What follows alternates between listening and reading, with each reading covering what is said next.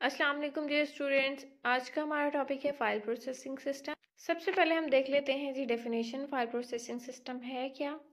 A file processing system is a set of program that is used to manage data in files. Each program define and manage its own data file। ठीक है, file processing system basically हमारे पास क्या है, एक software है या कह लें आप सेट ऑफ प्रोग्राम है जिसके थ्रू हम अपनी फाइल्स के अंदर डाटा को मैनेज करते हैं। आप फाइल्स के अंदर डाटा को रीड करना चाहते हैं, राइट करना चाहते हैं या कोई ऑपरेशंस वगैरह परफॉर्म करना चाहते हैं, तो उनके लिए जो सेट ऑफ प्रोग्राम्स यूज़ होंगे उसको हम कहते हैं फाइल प्रोसेसिंग सिस्टम। ठीक है, और यहाँ पे दूसरी बात ये डिस्कस की गई है कि हर जो प्रोग्राम है वो अपनी डाटा फाइल को मैनेज करेगा, और इसके लिए ज़रूरी नहीं है कि आपकी एक फाइल के अंदर जो भी रिकॉर्ड सेव हैं वो लिंक्ड हों किसी दूसरी फाइल के अंदर जो रिकॉर्ड मौजूद है। ठीक है, यानी कि मल्टीपल फाइल्स के अंदर डिफरेंट तरह का रिकॉर्ड सेव हो सकता है। जैसे एक फाइल के अंदर आप कह लें कि आपने स्टूडेंट्स का डाटा स्टोर किया हुआ है, दूसरी फाइल के अंदर आपने टीचर्स का डाटा स्टोर किया हुआ है। ठीक है, तीसरी फाइल के अंदर आपने क्लैरिकल स्टाफ का डाटा स्टोर किया हुआ है। इस तरह से डिफरेंट फाइल के अंदर डिफरेंट तरह का रिकॉर्ड मौजूद हो सकता है। नेक्स्ट हमारे पास आ गया जी disadvantages of file processing system.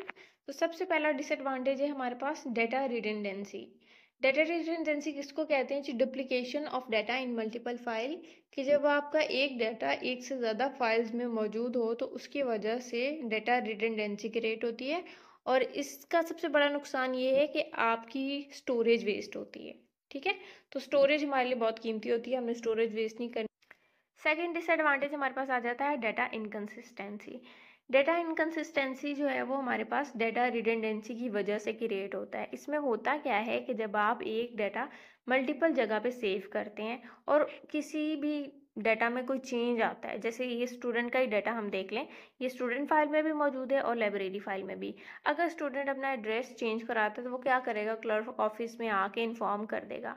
Clerk office जब अपनी स्टूडेंट फाइल है उसके अंदर उसका एड्रेस चेंज कर लेंगे, या और भी जहाँ जहाँ उस स्टूडेंट का डाटा होगा वहाँ पे वो चेंज करवा देते हैं। सपोज़ वो लाइब्रेरी वाली जो फाइल है उनको इन्फॉर्म करना भूल जाते हैं या वहाँ चेंज करना रह जाता है, तो फिर आपका डाटा क्या हो जाता है, इनकन्सिस्टेंट हो जाता है, यानी कि इनएक्यूरेट हो जाता है। एक जगह पे आपका जो है वो एड्रेस स्टूडेंट का कोई और पड़ा है और बाकी जगह पे एड्रेस जो है वो कुछ और पड़ा है। थर्ड नंबर पे हमारे पास आ जाता है program data dependency. Program data dependency basically हमारे पास एक रिलेशनशिप है जो आप फाइल्स के अंदर डाटा सेव करा रहे हैं उसके, और वो तमाम प्रोग्राम जो आपको चाहिए डाटा को मेंटेन करने के लिए और अपडेट करने के लिए, इन दोनों के दरमियान जो रिलेशन है उसको हम कह रहे हैं प्रोग्राम डाटा डिपेंडेंसी। ठीक है, जितने भी एप्लीकेशन प्रोग्राम जो हैं वो बनाए जाते हैं वो किसी ना किसी फाइल या डाटा के अकॉर्डिंग बनाए जाते हैं जो आपने अपने डाटा सिस्टम के अंदर, फाइल प्रोसेसिंग सिस्टम के अंदर सेव करवाना होता है। ठीक है, उस फॉर्मेट के अकॉर्डिंग आपके एप्लीकेशन प्रोग्राम डिज़ाइन किए जाते हैं। और अगर फाइल फॉर्मेट के अंदर या डाटा के फॉर्मेट के अंदर कोई भी चेंज आता है तो आपके जो एप्लीकेशन प्रोग्राम्स हैं, यानी कि वो प्रोग्राम जो उस डाटा को मेंटेन करने के लिए हमने यूज़ करने हैं, उनको भी दोबारा से चेंज करना पड़ता है। इस चीज़ को हम कहते हैं प्रोग्राम डाटा डिपेंडेंसी, यानी कि जो आपके प्रोग्राम्स हैं वो डाटा या फाइल्स के फॉर्मेट पर डिपेंड करें। अगर फाइल का फॉर्मेट चेंज होगा तो प्रोग्राम भी अकॉर्डिंगली चेंज होंगे। फोर्थ नंबर पे वापस आ जाता है जी lack of integrity. Integrity means reliability and accuracy of data, यानी कि जितना भी डाटा आपका सिस्टम में स्टोर होगा वो सारे का सारा एक्यूरेट होना चाहिए और रिलायबल होना चाहिए। और इस एक्यूरेसी को मेंटेन करने के लिए बाज़ औक़ात हमें कुछ रूल सेट करने पड़ते हैं, कुछ कॉन्स्टेंट्स लगाने पड़ते हैं। ठीक है, और वो सारे के सारे रूल जो है वो हम फाइल प्रोसेसिंग सिस्टम के अंदर नहीं लगा सकते। जैसे फॉर एग्जांपल नीचे यहाँ एग्जांपल दी हुई है कि रोल नंबर और मार्क्स जो है वो हमने स्टूडेंट से लेने हैं और इनकी वैल्यू जो है वो हमेशा नंबर्स में होनी चाहिए। लेकिन स्टूडेंट जो है वो हमारे पास लेमैन है, उसको नहीं पता कि सिस्टम कैसे यूज़ हो रहा है।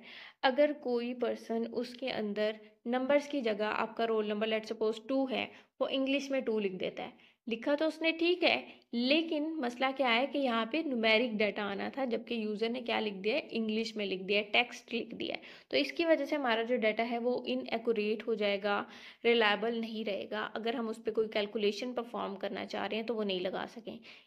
इसी तरह अगर मार्क्स हैं तो मार्क्स हमारे पास लेट्स सपोज हमने डिसाइड कर लिया कि मार्क्स मिनिमम जो है वो 0 से लेकर मैक्सिमम 100 तक जा सकते हैं। और अगर कोई यूज़र जो है वो उसमें 100 प्लस मार्क्स एंटर कर दे या नेगेटिव में एंटर कर दे तो आपका सिस्टम उनको ले लेगा। फाइल प्रोसेसिंग सिस्टम इसको रिजेक्ट नहीं करेगा, क्योंकि हम इस तरह का कोई रूल इसमें डिफाइन नहीं कर सकते, जिसकी वजह से हमारे रिजल्ट्स क्या आएंगे, ख़राब आएंगे।